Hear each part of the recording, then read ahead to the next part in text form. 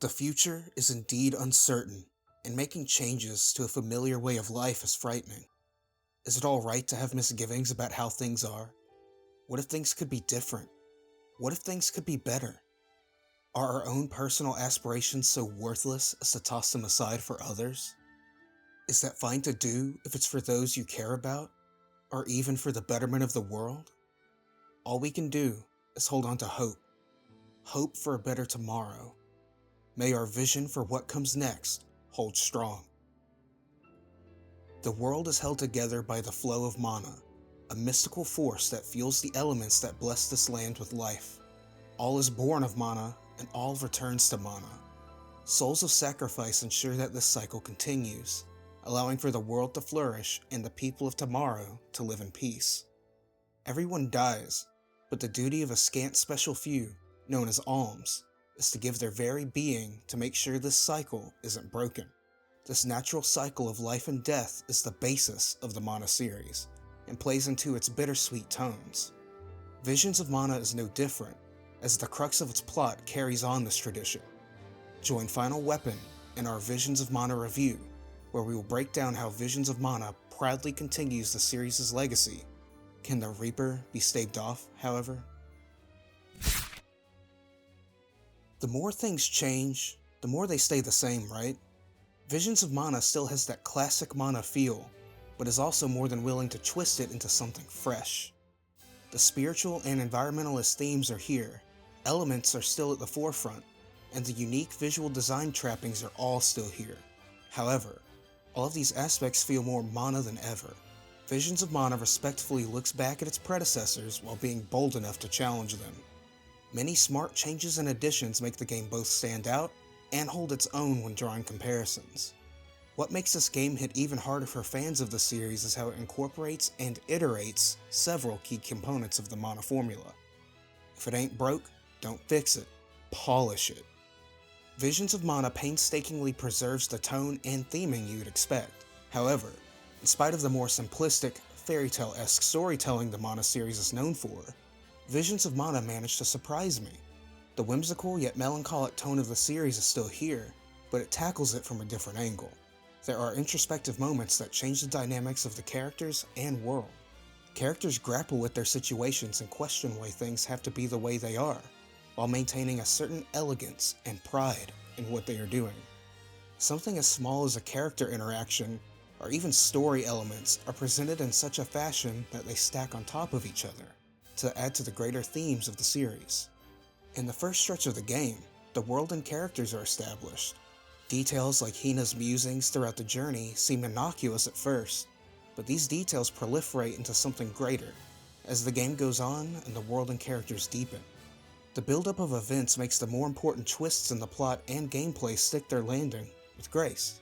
You may not be getting some deep fantasy epic, but you will get a smartly made JRPG that sticks to its roots with some surprises.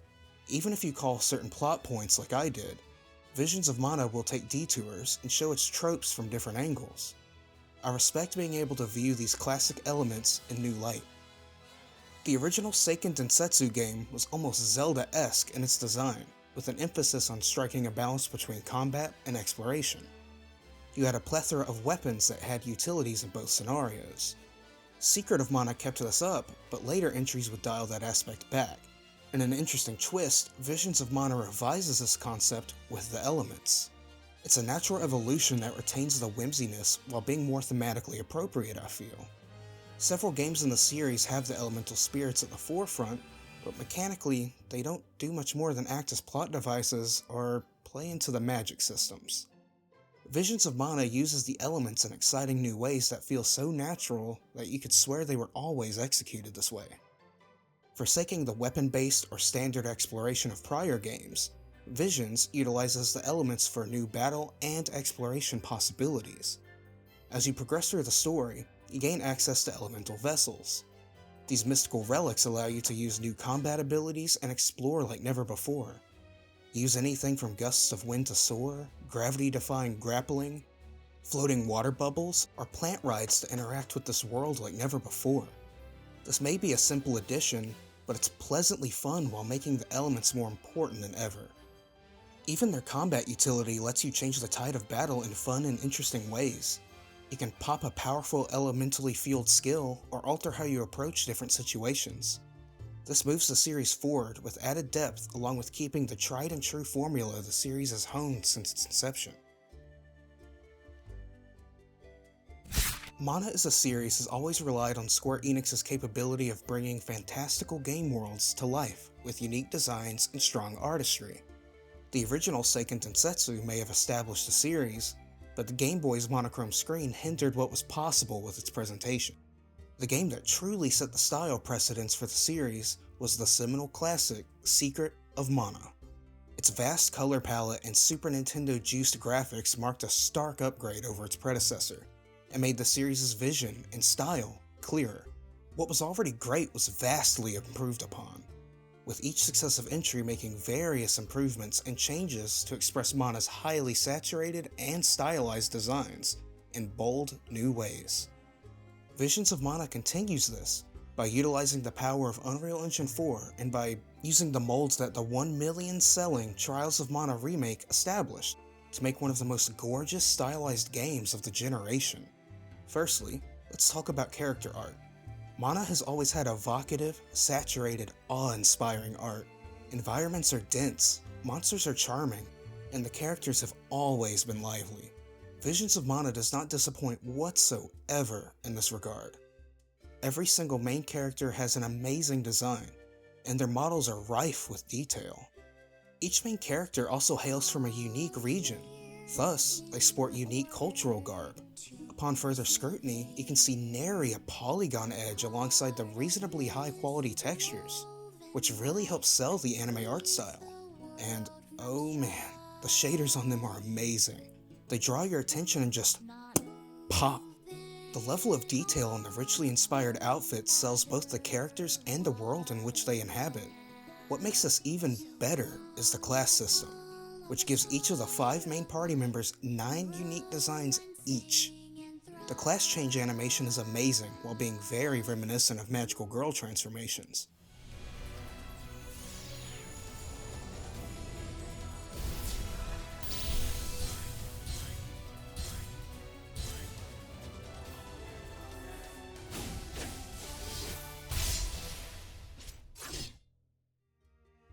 To top it off, each outfit is also just as well designed as the base class outfits.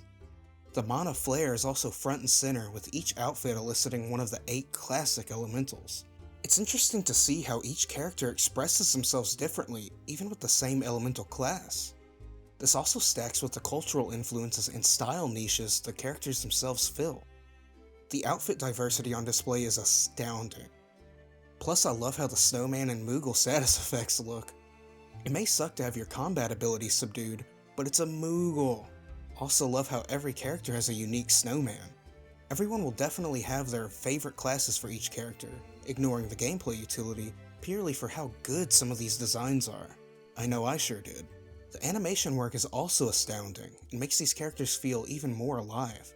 Cutscenes and combat animations alike breathe life into these characters.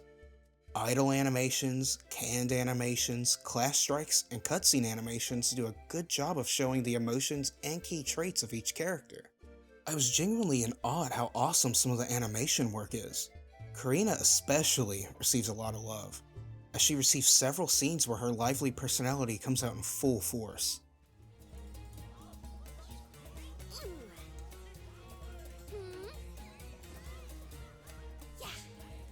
I also loved some of the side character Aisha's animations.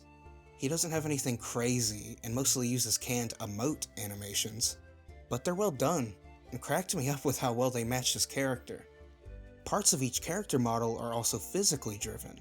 You can see parts of their clothes and hair move, creating satisfying secondary animation. As far as combat animations go, they're incredibly weighty in the sense that you can almost feel the movement. Jumps, slashes, and recoil all feel real despite the fantastical nature of the movements. Class strikes and elemental vessels also offer some bombastic spectacle. Class strikes, as the name implies, are tied to the class system, so your characters get sick new digs and huge special attacks that tie to their weapon and selected element. Basically all of this, sans the class elements, applies to the monsters as well.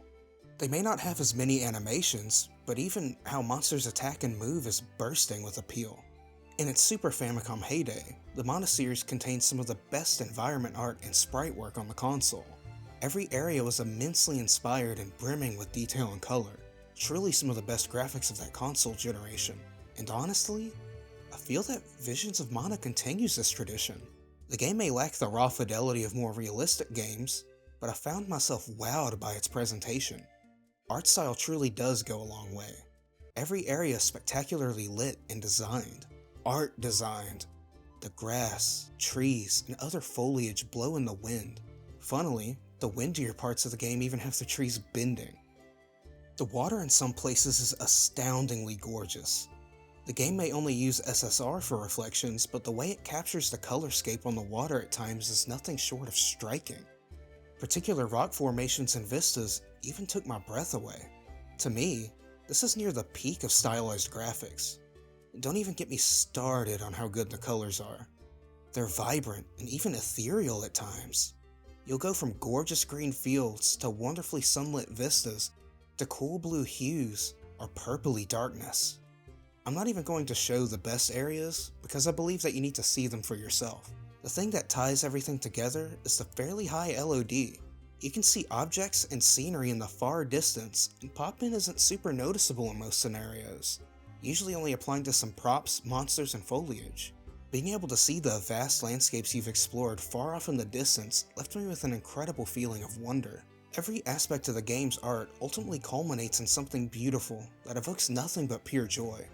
This is the soulful core of Mana's art. It's a mix of charm and jaw-dropping gorgeousness. I already loved the Trials of Mana remake's art despite its simplicity. It just worked. I'm happy to say that Visions of Mana went above and beyond in iterating on that style and delivering a splendid visual presentation. Action RPG combat, environmentally driven exploration, and a lot of heart make the basis for any good Mana game. Scour a variety of environments while quickly dispatching your foes to proceed to the next batch of quirky monsters and stunning fields. All of that is still here in Visions of Mana, but with a sprinkle of modernity. This means that the areas are vast and that optional side objectives await you at every corner. Both the vast areas and more constrained maps are filled with numerous side activities that can net you some treasure or resources to bolster the party's strength. There are tangible rewards for exploring, making it even more satisfying. Some chests contain useful items that can expand the skill plots and increase the amount of abilities characters can equip on top of having some good gear. Story progression also ties back to exploration, as more content is constantly unlocked in previously visited areas. It's possible to make new discoveries or employ new traversal abilities to uncover secrets. Better yet, exploration improves your characters while the new items and abilities you gain play into new battle possibilities. The combat builds upon what Trials of Mana set up. At its core, Visions of Mana has simple yet effective combat. You have your standard attack, dodge, jump, and abilities. They all feel great and have a certain deliberate heft to them. Even if you focus on these core mechanics, it's possible to get into an addictive rhythm. Attacks can stun monsters, with larger hits being able to send them flying. Understanding distance is key, as properly dashing or jumping will help you keep combos going. The returning class system and new elemental vessels add extra layers to the combat as well. Each character has unique classes, and they all have different spins on the base combat kit, allowing for a multitude of playstyles. Some classes are more nimble for fast-paced action. Tankier classes have unique mechanics with shields, and the multitude of mage classes have their own niches and quirks. This level of customization can lead to some crazy builds and synergy, while allowing players to lean into their preferred playstyles. This is only exacerbated by how weapons have their own unique feel and applications on top of this. Elemental vessels have a burst mode that improves movement speed and distance. Plus, each vessel has a unique skill that can do things like alter the flow of time to your benefit or inhibit enemies. Elemental weaknesses are also key. With the right combination of spells and weapon enchantments, absolutely devastate your foes. Or, if you're not careful, yourself. The combat is simple to execute, yet has a surprising amount of depth once you factor in elements, classes, and movement. As much love as I harbor for Visions of Mana, I'd be lying if I said that it doesn't have areas that need improving. In the grand scheme of things, my list of misgivings is rather short. There is a very specific rhythm to progression in this game that is unimpeded by the admittedly cookie-cutter side content. The side content isn't bad, but it is mostly combat challenges and rather bland side quests that are occasionally entertaining. At least you get some fun gameplay and intermittently useful goodies from them. The actual structure of the game has many appreciable factors, despite not straying too far from what you would expect from Mana. You hit a new area, you have a town or two to chill in, expansive areas to explore, smaller sub-areas to traverse, and the odd dungeon to conquer from time to time. Pretty standard, but it's a formula that ensures that the player is always going to new places and seeing new sights.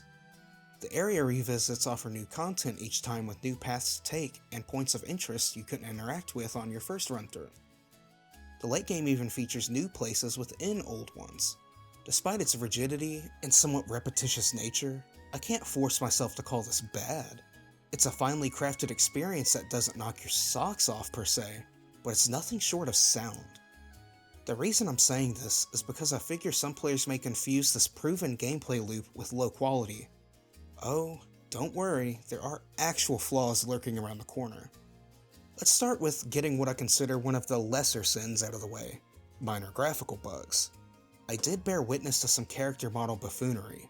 Val had a class strike animation where he was sunken to the ground up to his knees, and another where he was swinging around an invisible sword. I also thought it was quite humorous when Morley fell in battle and moved along the ground after the fight like a Dragon Quest coffin. These sort of glitches were few and far between. I only saw maybe 5 bugs like this in over 50 hours of gameplay. Stuff like this is entirely understandable due to how the complex games are. Plus, I gotta laugh. Next, there are some less than minor polishing issues with key mechanics. The combat itself is very fun and incredibly sound. It's a good time that has depth. However, there are issues surrounding the great battle mechanics.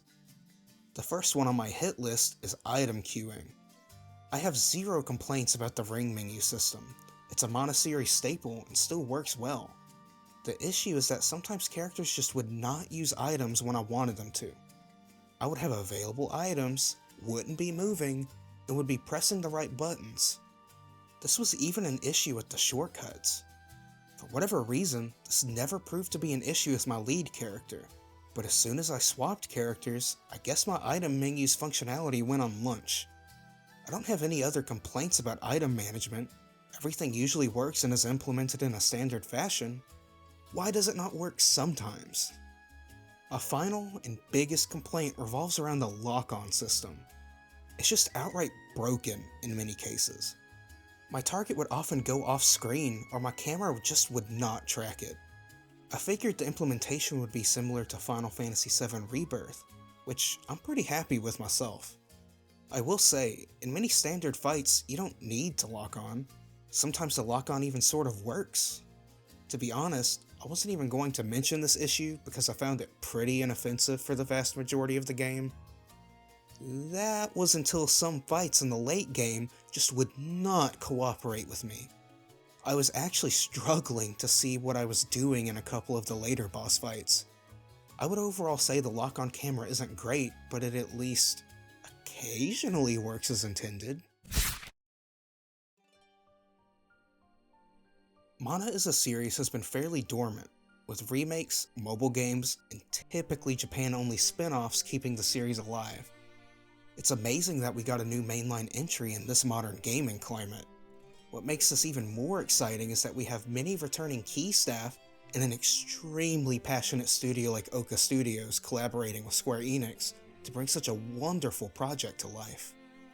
The two directors, Kenji Ozawa and Ryosuke Yoshida, even shared their enthusiasm for the project on the Oka Studios website.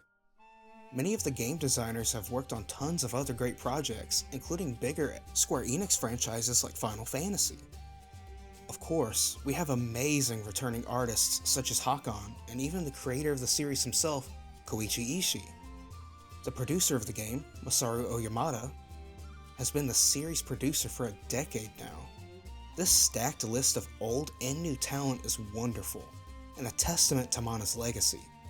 Every key member truly cares about this series and did an amazing job at ushering the series into the gaming landscape of today. It's this sort of passion that led to Visions of Mana feeling like a classic JRPG experience while retaining the signature charms of the series. Every little thing in the game feels unabashedly Mana. The story and tone hit home, the combat evolves while iterating on prior games, and the gorgeous art truly elicits the series' identity. Basically, everything I would want from a series continuation is here, and it's good. I honestly can't wait to see how this formula affects the series from here on out, right? The future of Mana looked brighter than ever before, with remakes of the classic games being released on a fairly consistent schedule, and even the Trials of Mana remake selling well over 1 million copies. The success of this venture guaranteed that a new Mana would be made. Visions of Mana started development in 2020, when Square Enix realized that now was the time to fully revitalize the series with a brand new entry. The game wasn't made in-house or by Zine. Instead, they entrusted the future of the series to Oka Studios. Even veteran staff from Square Enix and other companies offered their assistance. Oka built upon the foundations of the Trials of Mana remake splendidly.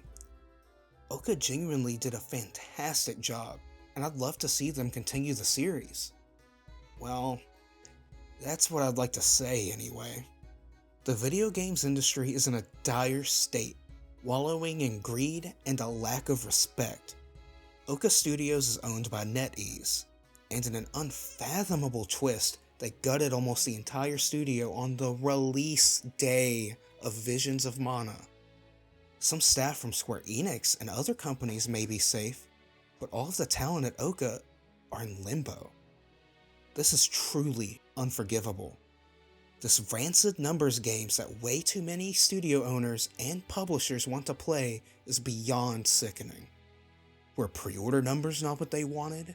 Did NetEase think more niche projects would have sales that could rival AAA heavy hitters? How would they know how it would perform on launch day? Maybe this was always their plan, as I highly doubt a decision of this caliber can be made on the fly. I wouldn't be shocked if NetEase just wanted to crank out some games and roll around in some early earned goodwill and publisher funds. I'm sure we'll eventually see some reports crop up at some point, but guess what? I don't care what NetEase's reasoning is. Nothing justifies this. Even if the game does wind up underperforming, does that somehow make the studio less valuable? No. Anyone can look at their work and see that they are talented and capable of making functional games brimming with passion. Visions of Mana isn't a perfect game, but it is great. I would have loved to see Oka truly hone their skills further. A Seiken Densetsu 6 would have been amazing, even if it was barely changed from Visions of Mana. Quickly, let's have a story time. Yes, there are some unpolished things and some glitches in the game. Not the end of the world, right? Well, when I defeated the final boss for the first time, my game crashed to the PS5 home menu when the ending cutscene triggered. I was peeved, but understand that these things can happen. Guess what? I beat the final boss again, and their model outright broke and made some of the final moments limp, with the final boss clipped into the ground animationless. Do you know what could remedy this? Patches! And just how are we supposed to get the game patched when most of the dev studio has been laid off? Will the remaining few people with certainly low morale manage to create a patch? Will Square Enix take it internally? Probably not to both of those. Really, the only hope I have is that Square Enix scoops up and poaches the talent that was at Oka Studios from NetEase.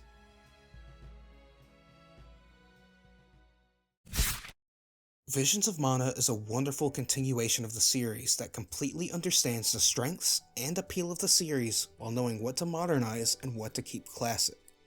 The themes, structure, mechanics, and art all feel explicitly Mana, to the point you could swear the new main entries never stopped coming out for over a decade. Everything Mana is known for is here and accounted for, all in a modern wrapper, The absolutely stellar art design is in full force with top-notch character designs and jaw-droppingly gorgeous environments. The scale of the game is sober, with the more expansive maps being surrounded by more tightly designed, bite-sized areas to create a good level of variety. Combat is appropriately weighty and deliberate, ensuring that every action and movement matters. The revamped class and element systems offer an assortment of exploration options, combat tactics, and of course, more excellent art. The somewhat rigid structure creates an appreciated fast-paced dole-out of new content once it kicks in, but could leave some players wanting more. Twists to the classic formula on display and the focus on fun more than make up for this, however. This game is great, excellent even. Some of the less polished aspects make the gutting of Oka Studios harder to swallow. The basis for what could have been an even greater sequel are the hope of patches to smooth out the few remaining rough edges, as nothing more but leaves scattered on the wind.